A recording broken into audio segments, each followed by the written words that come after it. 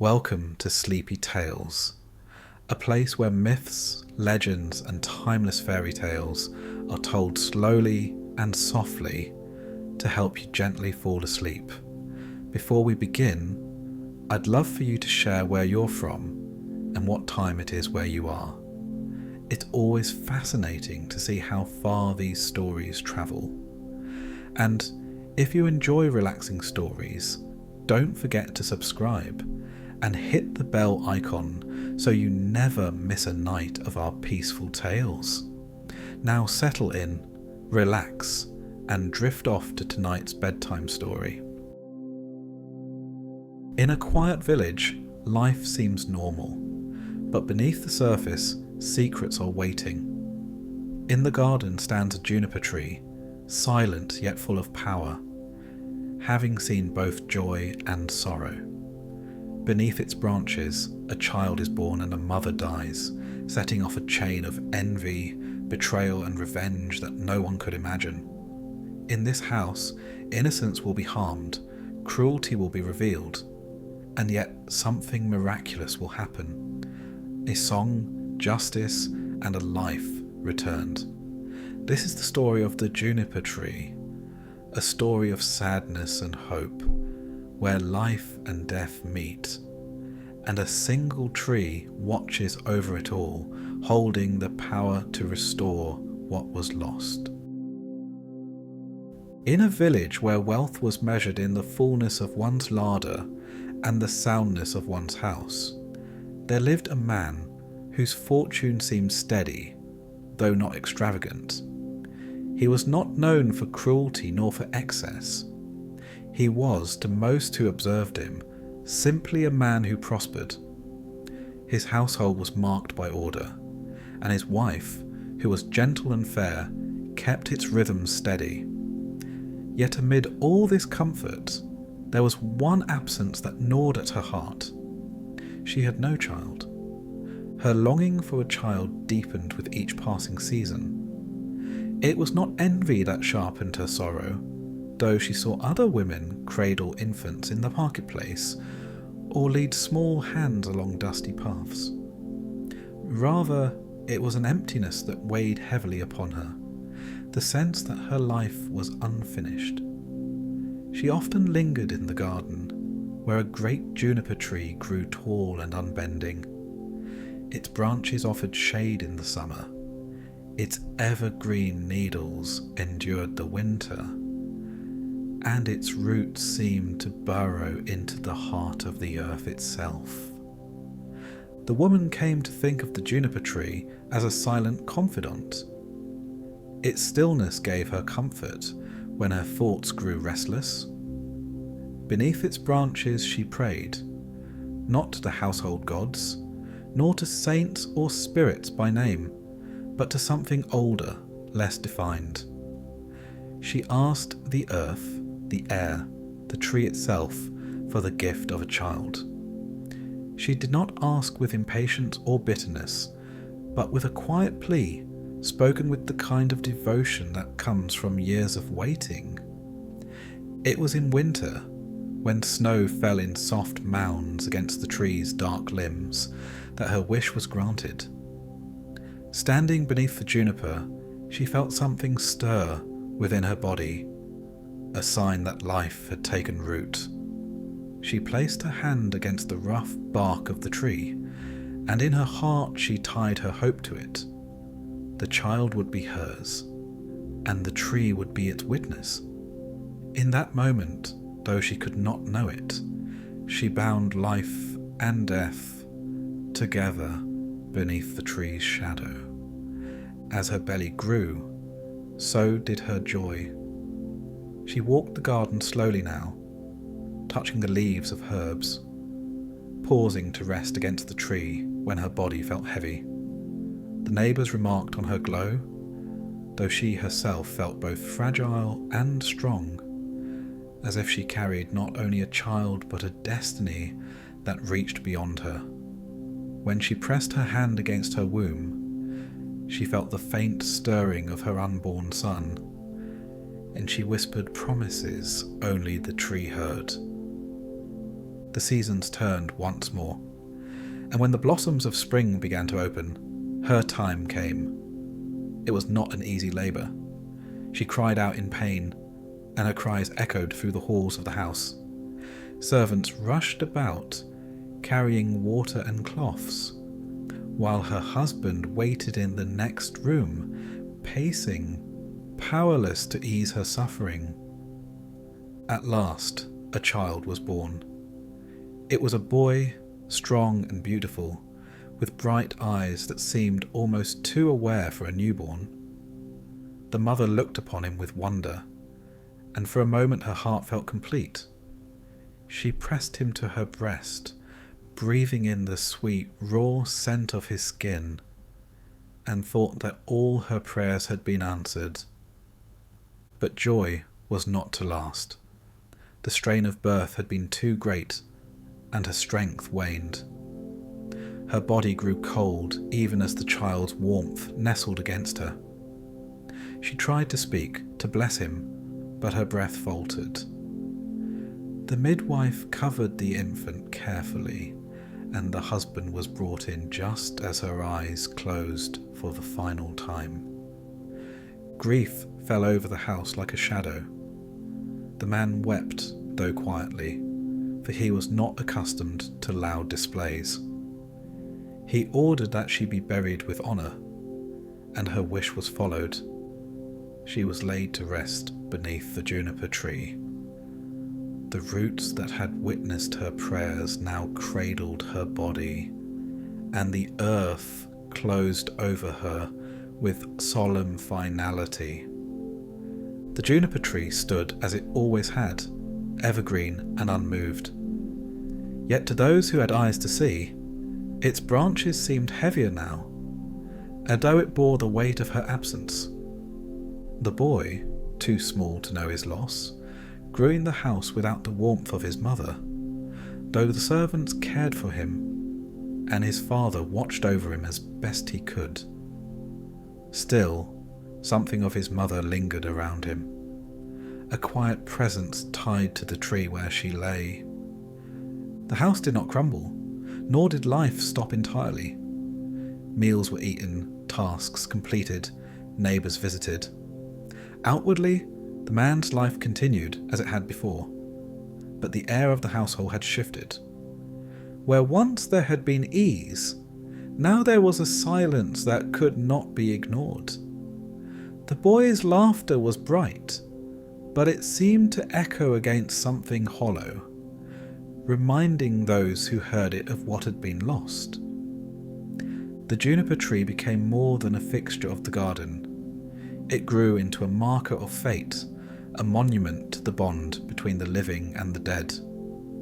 In winter, when snow lay thick upon its branches, it seemed like a shroud. In spring, when new shoots emerged, it was a reminder of renewal. The child grew, and the tree grew, each tied to the other, in ways neither could yet understand. Time, in its quiet way, pressed forward. The man, though wounded by grief, was still of an age to take another wife. The neighbours whispered that it would be better for the child to have a mother in the house, and for the man to have companionship again. It was not long before these whispers became reality, and a new presence entered the home. But that belonged to the unfolding of another chapter. For now, the boy lived under the watch of the juniper tree, his mother's spirit buried at its roots, and the story of his fate waiting in silence among its branches. The man, who had buried his grief beneath the quiet shade of the juniper tree, did not remain alone for long. Time softens wounds, though it does not heal them fully, and neighbours, ever eager to see a household made whole, spoke of women who might suit him. They said the boy should not grow without a mother's guidance, and that a man of means should not sit solitary at his table. Their words took root in him, and in due course he remarried. The new wife entered the household with a grace that masked a sharper edge. She was well kept and proper, with manners polished enough to win approval from those who judged appearances first. She brought with her a daughter from her earlier years, a girl who, though not plain, carried herself with a kind of vanity that seemed beyond her youth. The servants whispered that the new mistress was ambitious, and the daughter, though still a child, mirrored her mother's pride. For a time, all seemed settled. The man was content to have company again, and the girl played at being sister to the boy, who was gentle and welcoming by nature. Yet beneath this surface calm, the seeds of discord had already begun to sprout. The new wife watched the boy closely. His beauty was evident even in his youth. His hair shone in the sun. His eyes carried the same brightness that had stirred his mother's heart, and his manners were sweet without effort. The father's affection rested on him most naturally, for he was his only son and the heir to his name and fortune. The stepmother felt this distinction keenly. Her own daughter, though loved by her, did not shine with the same natural grace. She was fussy, demanding, and eager for praise, yet the father gave her little notice.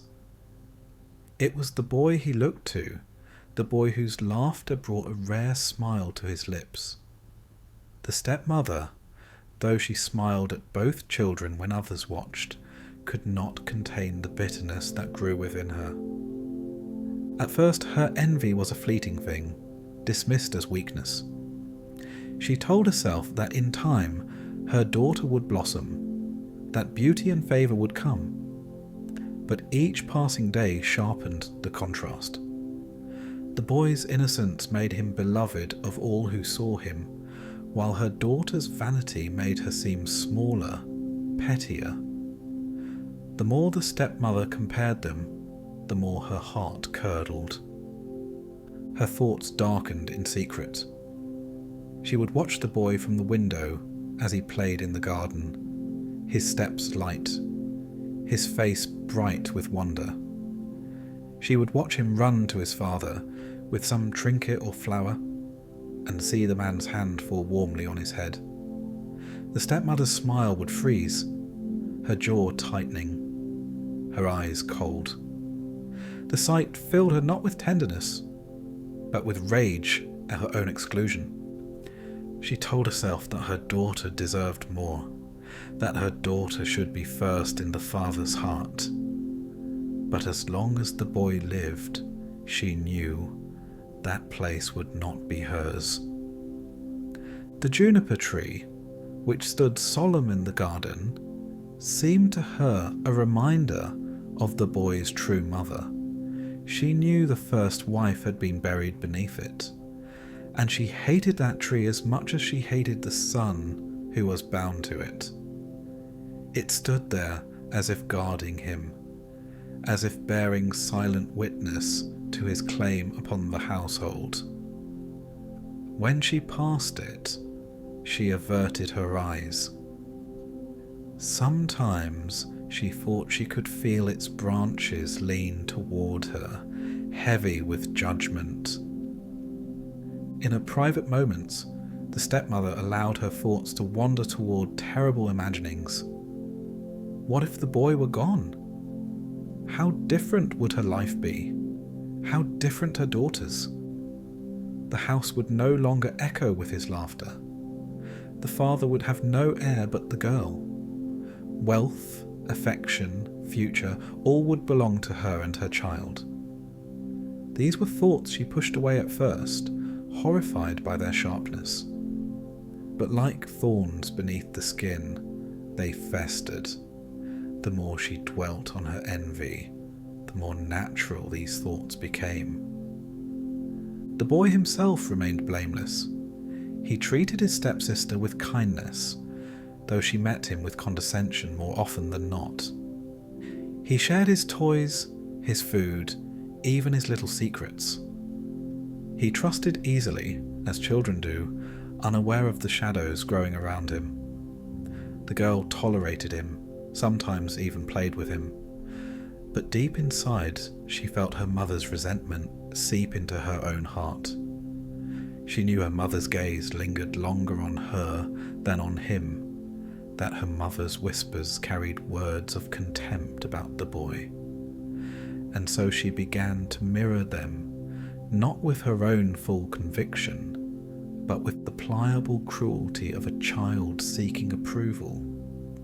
The household seemed ordinary to days outside its walls, but within it the tension thickened. The father, blinded by his work and his comfort in seeing two children together, noticed little. He assumed harmony where there was quiet, and affection where there was simply the absence of complaint. The servants, more observant, sensed unease but said nothing. Who would challenge the mistress of the house? They busied themselves with chores, keeping their eyes lowered, avoiding the storm they felt gathering. It was in these quiet shadows that the stepmother's plan took shape. She would not wait for fate to change the order of things. She would change it herself. Yet how could such a deed be done? A boy cannot simply vanish without raising questions. His father would demand answers, and the household would buzz with suspicion. No, she thought, it must be done with cunning, so that none would suspect her hand in it. She turned her thoughts over carefully, like a miser counting coins. There must be a way to rid herself of him without blame. Perhaps an accident? Perhaps a trick that would shift guilt elsewhere? She studied the boy's habits, the things he loved, the places he lingered. She saw how his eyes brightened at the sight of fruit, how he reached eagerly for an apple, how trustingly he obeyed when called. These small observations became the tools with which she shaped her plan. It was not yet complete, but the seed of it had been planted. And like all seeds, it would grow, fed by her envy, watered by her malice, and guarded by her unrelenting resolve. The boy remained innocent, playing beneath the branches of the juniper tree, never knowing that his own stepmother's heart had marked him for ruin. The tree stood tall and silent, watching, though whether it mourned or merely bore witness, none could say. The air of the household grew heavier, though life continued outwardly unchanged. Meals were served, the father worked, the children played. Yet beneath this surface, betrayal was taking root. Soon the stepmother would act, and the boy's fate would turn upon the plan she carried in her heart. The stepmother, whose envy had fermented into a precise and terrible resolve, waited for the proper moment. She observed the boy as he played, noting his eagerness for fruit, his habit of bending over to examine objects close to the ground. She chose a day when the house was quiet, when the father had gone into the fields and the servants were busy with chores that kept them at a distance. The girl, her daughter, was near, instructed to attend to minor tasks. Yet her mother's tone left no room for refusal. From a chest that sat in the corner of the kitchen, the stepmother retrieved a bright red apple. Its skin gleamed in the morning light, polished as if it had been touched by magic. The boy's eyes, upon seeing it, shone with desire. He approached without suspicion, for he had known no cruelty from the woman who had been introduced as his mother. He had learned, in his innocence, to trust the adults around him. The stepmother held the apple high, teasing him. The boy stretched his small arms toward it, his fingers brushing the polished surface, then recoiling when she drew it just beyond reach. He laughed a clear, light sound, unaware that this laughter was the last innocence he would exercise in the house. With a sudden and deliberate motion, she dropped the apple into the chest, then spoke softly, coaxingly, urging him to retrieve it. The boy, eager and trusting, leaned over the edge of the chest. It was at that precise instant that the stepmother struck. With a swift, cruel motion, the lid of the chest fell upon him. The sound, sudden and final, echoed in the room. The boy lay motionless, and the stepmother bent down to confirm the deed. The child, the living embodiment of her envy, had been taken from her, though the act was swift and cold, leaving only a silence that seemed to thrum with unnatural weight. The daughter, small and impressionable, came running at the sound, her eyes wide with alarm. Her mother bent to her, whispering words carefully chosen to twist her understanding. "It is your fault," she said. "You should have warned him. You should have been careful. Now he is gone." The girl's heart sank with guilt that was not hers to bear. She wept silently, pressing her hands to her mouth, while the stepmother allowed her tears to fall as if in sympathy. In the days that followed, the stepmother's cruelty took a form more grotesque than mere murder. She took the boy's body and, with the detachment of one preparing a meal, transformed it into a stew. The kitchen was filled with the scent of herbs, onions, and simmering meat, masking the horror of the act. When the father returned, he found the table set and the aroma inviting. He ate with delight, unaware that the dish he praised was made from the son he loved.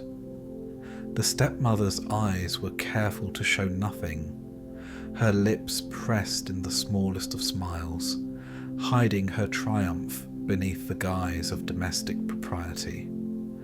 The girl, meanwhile, wept quietly, her small hands trembling as she thought of the boy she had known as brother. She did not dare speak, for the stepmother's authority was absolute, but in her heart she felt the full weight of a grief imposed upon her by manipulation. Each bite of the stew was a reminder of her perceived guilt, a shadow cast over a childhood that should have been free of such horrors. It was during the quiet hours of evening that the girl found herself alone near the juniper tree. The cold wind stirred its branches, and she pressed her palms against the trunk as if seeking comfort from the silent witness that had cradled the boy's mother. She thought of her brother's laughter, his trusting eyes, the way he had run across the garden, carefree. In her sorrow, she began to gather what remained of him, the bones that had been hidden beneath layers of stew and oblivion. Careful, reverent and trembling, she collected each fragment, feeling as though she were piecing together not just a body, but the memory of the boy he had been. She did not speak, for words felt inadequate and unworthy of the act she was performing. Her small hands worked quickly, guided by grief and a sense that the boy's spirit lingered somewhere, aware of her devotion. Once the bones were gathered, she took them to the juniper tree. The roots, dark and solid in the cool soil, seemed to accept them willingly, as though the earth itself recognized the rightful return of its charge. She laid the bones carefully beneath the evergreen branches, pressing them into the soil with tears streaming down her cheeks. Each stone, each root, seemed to watch silently, a witness to both tragedy and fidelity. The juniper tree, ever constant, seemed heavier now with the weight of a loss and secrecy. Its branches swayed slightly in the wind, as if acknowledging the girl's act, the hidden truth, and the impending reckoning that would grow out of it. The tree had stood beneath the mother's prayers and had now accepted the boy's remains. In its evergreen permanence, it held both the sorrow of death and the quiet promise of return. The household continued its outward routines. The father, oblivious, carried on his work, unaware of the horror he had consumed in his meal.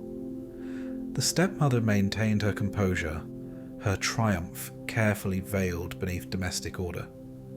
The daughter, bearing her secret guilt, walked among them silently, carrying within her both sorrow and hope.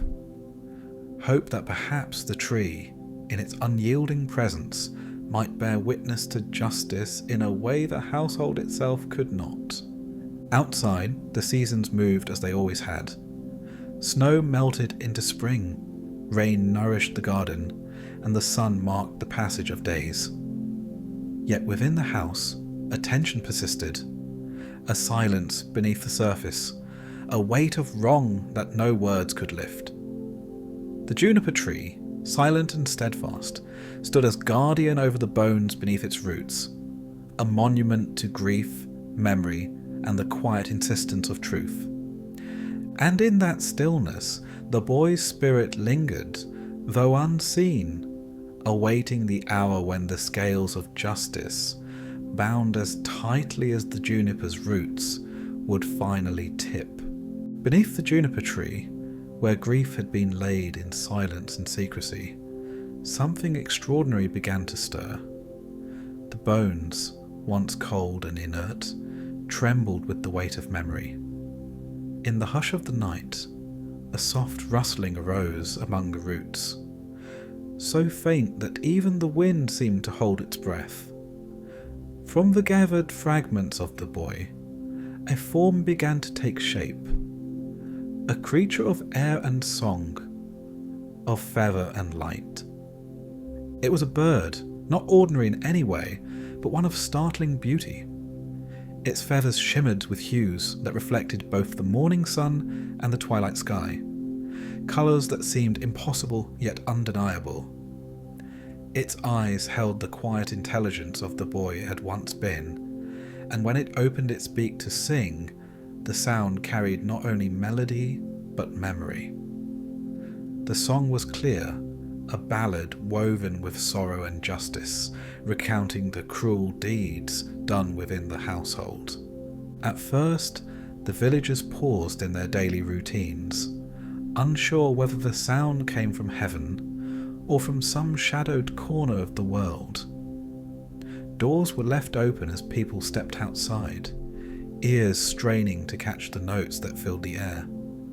The song told of a boy, beloved and gentle, who had been taken from life by the hand of one sworn to care for him. It spoke of deceit, of envy, of the innocence betrayed, and yet it did so without anger, simply plainly with the inevitability of truth. As the bird flew through the village, the people watched in astonishment. Some wept at the beauty and the sorrow, others listened in awe to the ballad that seemed to touch a chord in the heart that remembered injustice even when it was long buried. The song itself demanded recognition. Its clarity left no room for denial. Its purity shone a light upon the household's dark secret. Those who heard the song felt compelled to give something in return. They left coins, small trinkets, and tokens of respect where the bird alighted. One woman placed a chain of fine gold around its neck, a gleaming circle of acknowledgement for the innocence lost. Another child, moved by the melody, slipped a pair of tiny red shoes beneath the branches where the bird rested, a gift born of simple admiration and hope. Yet one man, a miller who had always been wary of injustice in his village, brought a small, smooth millstone, not for harm but for its weight, a symbol of the inevitable judgment that must follow wrongdoing. Each gift seemed to strengthen the bird. Its feathers gleamed brighter, its song carried farther, and its presence grew ever more commanding. It was as if the tokens themselves infused it with power, each act of recognition a thread that bound the boy's spirit to the world above the roots that had once held his mortal remains.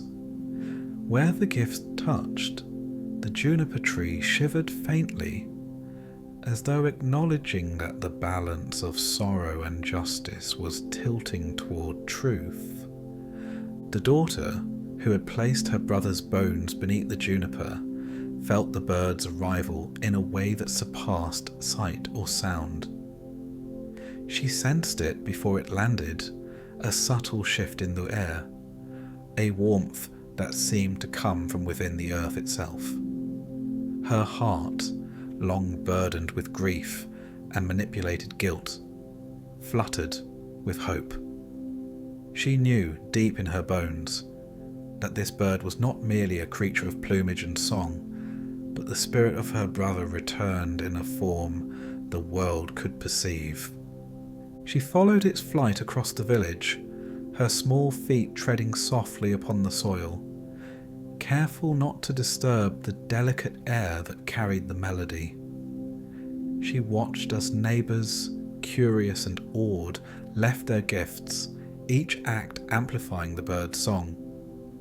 With every note, the story of the boy's life and untimely death was made known, and the inevitability of reckoning became a tangible force.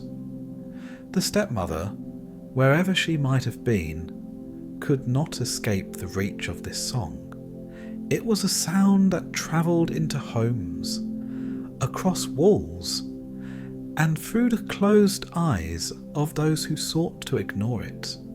The bird alighted upon the roofs, the fences, and the garden walls, turning its gaze to the juniper tree now and then, as if to remind the daughter that the sacred witness beneath whose branches the boy's mother had been buried was also bound to this new presence. It sang of sorrow and betrayal, but also of patience, of endurance, of the inevitability of justice for those who had wronged the innocent.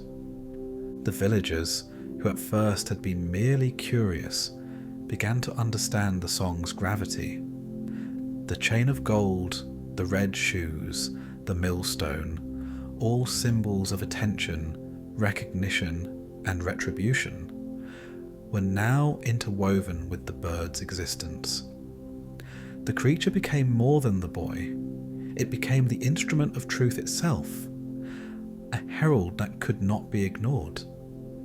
Even those who had long forgotten sorrow or wrongdoing found their hearts compelled to recognize the story, to acknowledge the crime, and to consider the weight of consequence. The daughter, who had long endured her mother's manipulations and her own feelings of guilt, felt something shift inside her. The grief that had pressed her chest and clouded her vision lifted slightly with each note of the bird's song. She understood that her brother, though transformed, had returned to her. The injustice, though still raw, was now made visible, tangible, undeniable. She whispered to the wind, to the tree, to the bird itself, and in her heart she spoke promises she had no words for. Promises of recognition, of remembrance, of loyalty. In the coming days, the bird's song became a fixture of the village. Merchants, children, and neighbours alike stopped to hear it, each listener adding their own acknowledgement to its growing power. The golden chain shimmered against its neck as it rested upon the garden gate. The red shoes, bright and vivid, reflected the sunlight when the bird landed near them. The millstone, heavy and enduring, remained beneath a tree branch where the bird had chosen it as a perch. Each gift was more than mere ornament. It was a testament, a reinforcement of the truth carried in song. And in the quiet moments, when the daughter alone observed, she felt the fullness of her brother's presence. He was no longer the small boy of flesh and bone, but the boy she knew in memory, amplified by song and by the gifts of those who recognized injustice. He was patient, watchful, and alive in a form both fragile and unassailable, bound by music, by memory, and by the rooted permanence of the juniper tree beneath which his mother had rested. The stepmother, though she might have believed herself cunning and untouchable, could not escape the bird. Its song penetrated walls, silenced pretense, and reminded all who listened of what had been taken. The bird's flight and melody were a reckoning in themselves, a herald of what was to come. And the daughter, whose hands had laid the bones beneath the sacred tree, felt hope for the first time since the night of loss. Her brother had returned, though changed, and the balance of truth had begun to right itself. The bird, brilliant in its plumage and unwavering in its purpose, returned to the household under the same sky where the boy had once played. Its song, now more assured and commanding, filled the halls and rooms that had once been quiet with sorrow. The father, busy with his work and accustomed to routine, paused in surprise, his hands still and ears alert to the melody that seemed to speak both to him and of him. It alighted upon the garden gate first, the golden chain around its neck gleaming in the sun. The bird's song carried the story of the boy, the betrayal he had suffered, and the cruel deception hidden beneath ordinary life. The father, listening, understood in sudden clarity that the joy he had taken in the household's meals, in the daily rhythms of life, had concealed a grievous wrong. Yet he was not left to despair, for the bird's voice was not only one of accusation, but also of restoration. With deliberate grace, the bird bestowed the gifts it carried. It dropped the golden chain at the father's feet, a token of recognition, an acknowledgement of both grief and endurance. The father received it quietly, sensing the weight of its meaning, and felt the connection to his lost son deepen within him.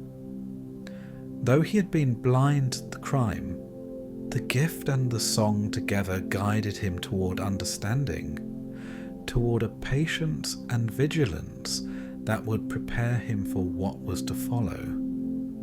The daughter, who had long borne the secret of her brother's death beneath the juniper tree, knelt in the garden as the bird approached her. Its feathers glimmered in the afternoon light, and the red shoes were laid gently before her. She touched them with a trembling hand, feeling both the presence of her brother and the acknowledgement of her loyalty, of her faithfulness in guarding the bones beneath the tree. Her heart, long heavy with grief and manipulated guilt, lifted at last, the bird's song entwining hope with memory, sorrow with inevitability. It was not to remain in symbols alone that the bird acted. Turning its gaze upon the stepmother, who watched from the doorway with a semblance of composure, it uttered a final, powerful note. The melody carried not anger, but the inevitability of justice, clear and inescapable. The millstone, placed beneath the tree, and offered as part of the gift from the villagers, was lifted by unseen force and dropped with precise weight upon the stepmother. There was no scream, for the act was swift, and in an instant the malice that had long haunted the house was extinguished. The household, previously shadowed by envy and cruelty, now felt a remarkable stillness. a release from the tension that had thickened its air. The daughter, still kneeling, watched the final act unfold with a mixture of awe and relief. The boy, her brother, had not yet returned in flesh, but the instruments of justice were now in place. The juniper tree, silent and eternal, seemed to breathe a little more easily, its branches swaying in acknowledgement of the rebalancing of life within its shadow. Its roots, which had once held both mother and child in separate layers of memory, now pulsed with the promise of restoration. Then, with a subtle rustling and a lightness that defied grief itself, the boy emerged from beneath the juniper tree. The earth, dark and firm, had preserved him, cradling him until the moment was right. His eyes opened as before, bright with the innocence of life returned, and he stepped into the sunlight, whole once more. The daughter ran to him, embracing the boy who was no longer merely memory, no longer merely spirit, but alive and restored. The father, now fully aware of the past horrors and the miraculous return, gathered them both close. The warmth that had once been shadowed by grief and deception returned in a steady, living presence. The household, now free from envy, from cruelty, and from the oppressive silence that had followed the boy's death, began to breathe again. Life, though touched by sorrow, had reclaimed its rightful course. The juniper tree stood at the centre of the garden, unchanged yet profoundly altered in its significance. It had borne witness to loss, to deceit, to sorrow, and now to restoration. Its evergreen branches stretched skyward, unbowed and eternal. Beneath it, the soil held the memory of the first wife, whose prayers had initiated the chain of events, and the boy who had returned from death itself. The tree remained a silent guardian, a reminder that sorrow could be endured, that injustice could be righted, and that life, bound with the threads of love and memory, could be renewed. The father, son, and daughter moved through the household together, their bonds deepened by suffering, strengthened by endurance, and now affirmed by the miraculous. The house, once marked by quiet tension and shadowed grief, was now filled with the light of restored family. Meals were shared not with oblivion, but with awareness. Each act of daily life imbued with gratitude and care. The son played as the garden, the daughter watched with pride, and the father, steady and attentive, observed them both, knowing the cost at which such restoration had come. Outside, the villagers continued their daily lives, aware only that a marvellous bird had appeared, that gifts had been left, and that some unseen measure of justice had been fulfilled. They did not know the exact mechanisms of the household's restoration, nor did they need to. The world had witnessed both sorrow and reparation, and the balance, once tipped by cruelty, had been righted. In the garden, the juniper tree remained, silent and eternal. Its branches swayed in the wind, as though whispering to those who would listen of the events it had borne witness to, of a mother's prayers, of a boy's death, of cruelty and its consequences, and of a family reunited through the inexorable persistence of truth. Beneath it, life continued, and yet the memory of sorrow remained, intertwined with the promise of renewal, a reminder that even the darkest of tales could end in justice and reunion. Thus, the story concluded. The boy restored, the daughter reconciled, the father enlightened, and the stepmother removed from the path of life. The juniper tree stood eternal, a testament to grief endured, justice fulfilled, and love preserved across the boundaries of mortality. It remained, as it always had, silent, steadfast, and ever watchful,